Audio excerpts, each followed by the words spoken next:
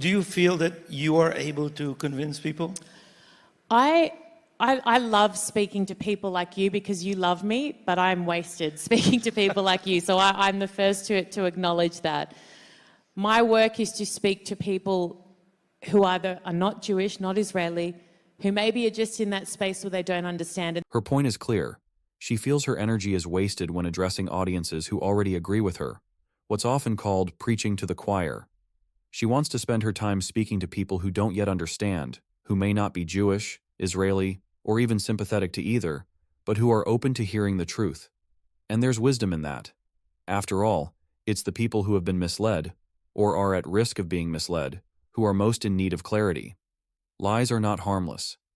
History is full of examples where falsehoods, especially about Jews, have led directly to violence, persecution, and even genocide. Today is no different. The tidal wave of lies being spread about Israel isn't just wrong, it's dangerous.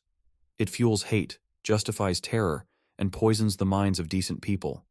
That said, the idea that speaking to people who agree with you is a waste is hyperbole, exaggeration, to make a point. If it were truly pointless, she wouldn't be there at all. In truth, strengthening your own side is arguably just as essential. Not everyone who agrees with you is equipped to explain why they believe what they believe. Agreement does not equal understanding. Many well-meaning supporters lack the facts, the arguments, or the confidence to speak up. That's where voices like hers come in. They educate, clarify, and arm people with truth, not just for their own sake, but so they can go out and share it with others. You don't just speak to persuade opponents, you speak to cultivate allies. You build a movement, shape narratives, and prepare the next generation of advocates. And perhaps most importantly, you help preserve sanity. In a world where lies dominate the airwaves and those who speak truth are often vilified, people need to know they're not alone. They need to hear truth spoken boldly, not just to persuade the enemy, but to reassure the friend. And she's right. We do love her, and we're glad she knows it. We should love those who speak truth boldly and stand against evil.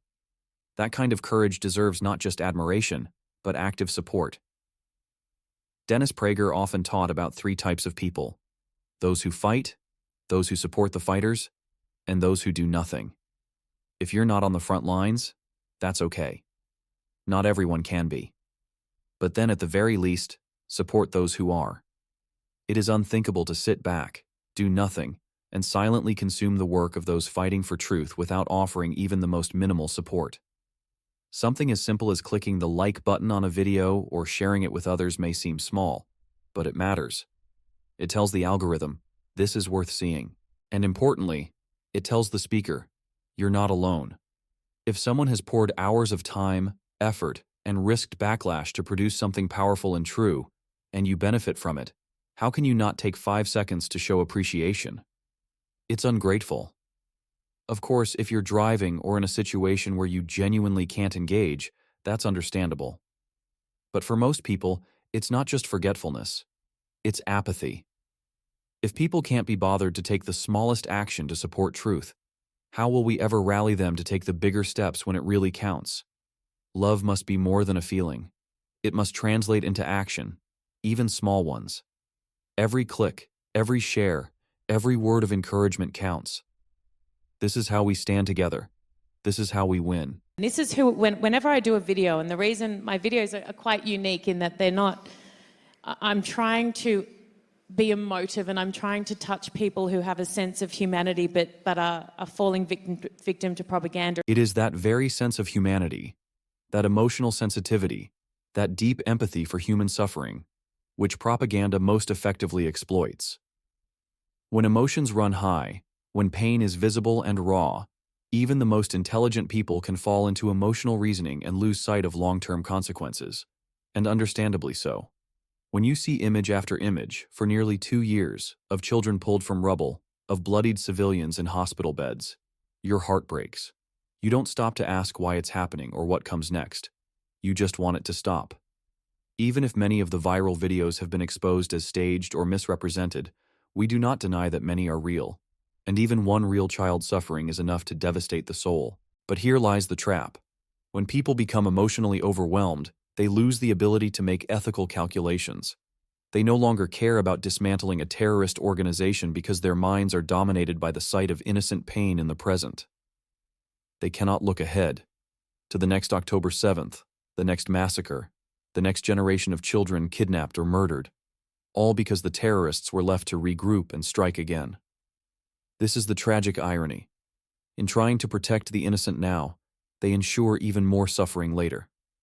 They enable a world where terrorists can slaughter civilians, hide behind children, and weaponize empathy to guarantee their survival. And if this tactic works, the implications are catastrophic.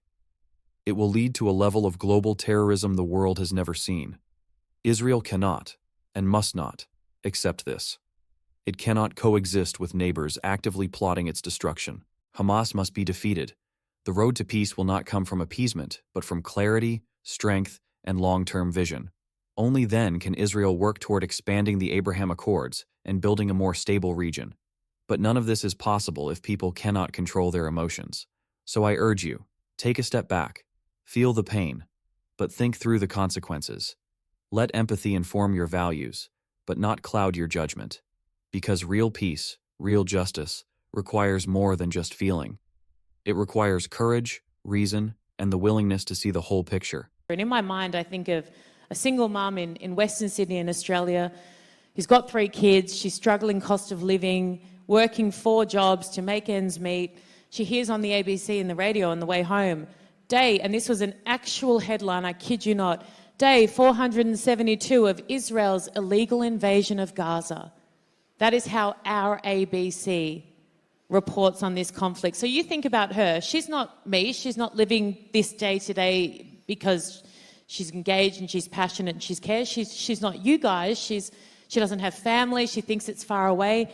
She'll get the shopping out of the car and she might think, oh God, those awful Israelis. I saw those kids in Gaza dying on the news, and that shapes her narrative. You might wonder, who cares what she thinks? She's just a single mother in Western Sydney, juggling 3 kids and 4 jobs, barely getting through the week. She has no political influence.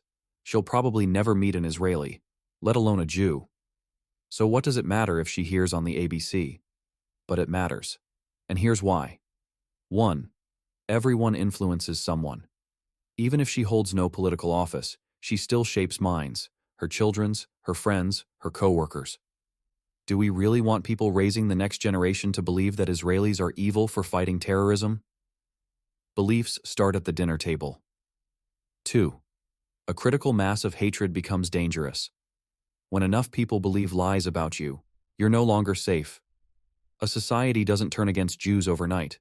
It happens when everyday people start to think we deserve it. And when that happens, no one will raise a voice when discrimination, or worse, comes our way. 3. It corrupts the moral compass. Hating those who fight evil is itself a form of moral failure. As Dennis Prager put it, people tend to hate those who fight evil far more than they hate those engaged in doing evil. That's a reversal of justice. It poisons a person's soul to harbor resentment toward the defenders rather than the aggressors. And when you block the fight against evil, you enable it, whether you mean to or not. 4. Mass opinion shapes international pressure. All those protests, those UN condemnations, those viral hashtags, they don't come from nowhere. They're built on the beliefs of individuals, people like her. When enough people believe a lie, that lie gains political power. 5. Truth is not optional. We don't just care because it's strategic. We care because it's right. We have a moral obligation to refute falsehood, to stand for truth, and to be, as Scripture says, a light unto the nations. But we cannot shine that light if we're shrouded in slander and surrounded by people who've been taught to hate us. Yes, in a better world, it wouldn't matter what people believe about us. But we don't live in that world. We live in this one, where perception becomes policy, where falsehood becomes fire, and where silence becomes complicity. So yes, we must care. For our sake, and for theirs. Because truth matters. Justice matters. And people, even overworked, exhausted, misinformed people, matter too.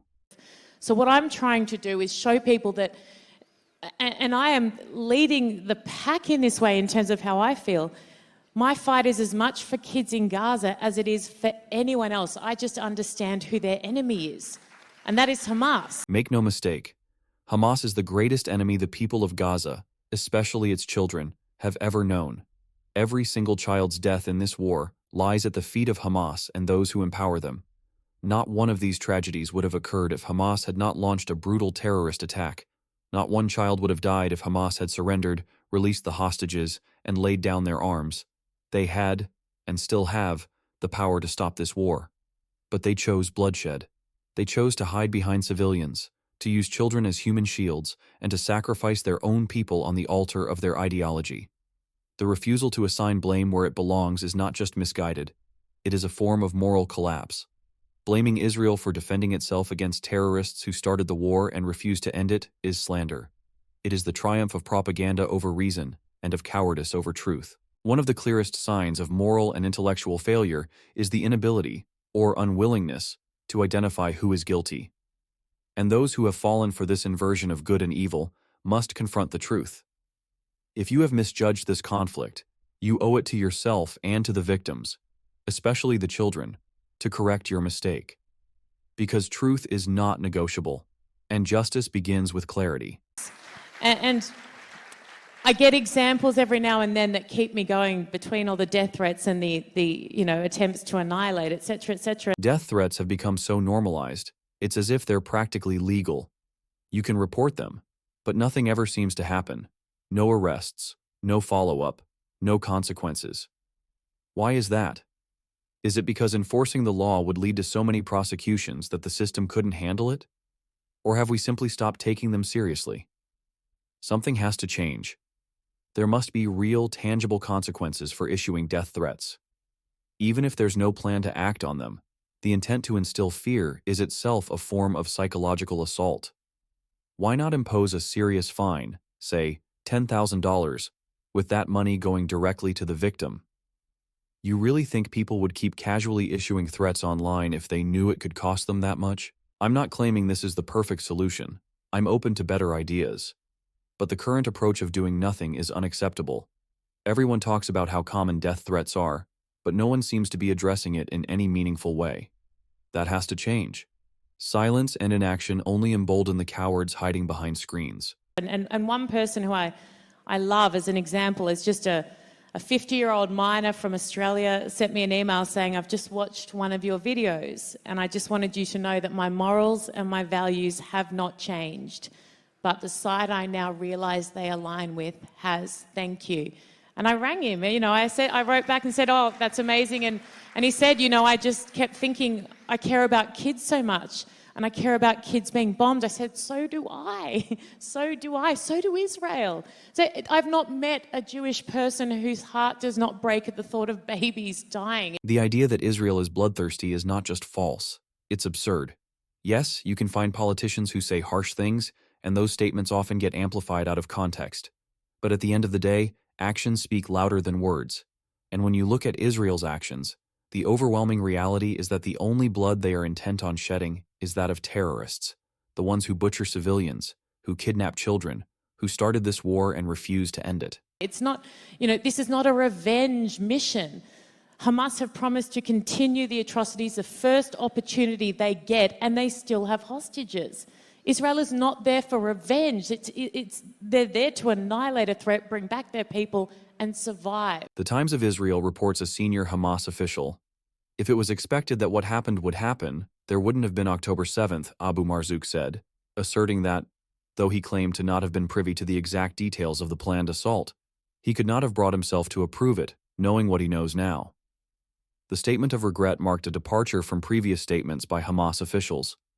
A few weeks after the invasion, for example, Politburo member Ghazi Hamad publicly declared that October 7th was just the first time, and there will be a second, a third, a fourth, saying, "We are ready to pay the price," and vowing to continue until Israel was totally annihilated. If that doesn't make it crystal clear why Hamas must be eliminated, I don't know what will. These are not empty threats. They are promises to repeat October 7th again and again until Israel is wiped off the map. And Jews are somehow expected to tolerate this because Hamas hides behind civilians? Absolutely not. Israel is done tolerating terrorists. If Israel wanted revenge, Gaza would already be flattened, with no regard for civilian life. That's what a genocide might have looked like. Millions dead indiscriminately. But that hasn't happened, because revenge is not the path Israel has chosen. Instead, it is targeting terrorists, rescuing hostages, and doing what any sane country would do, eliminating a genocidal threat and defending its people. But when it comes to taking revenge against Hamas terrorists, is it really wrong? If a soldier harbors a sense of vengeance, is that inherently bad? People often claim that all revenge is wrong, but rarely can they explain why. Why would it be immoral to feel vengeful toward those who brutally murdered your people? Why would it be wrong to want those terrorists to suffer? Much of modern morality is simply absorbed without reflection. Revenge is bad, end of discussion. But Jewish tradition does not teach that all revenge is wrong. You may point to Leviticus 19:18, which states, "Do not seek revenge or bear a grudge against any of your people, but love your neighbor as yourself. I am the Lord."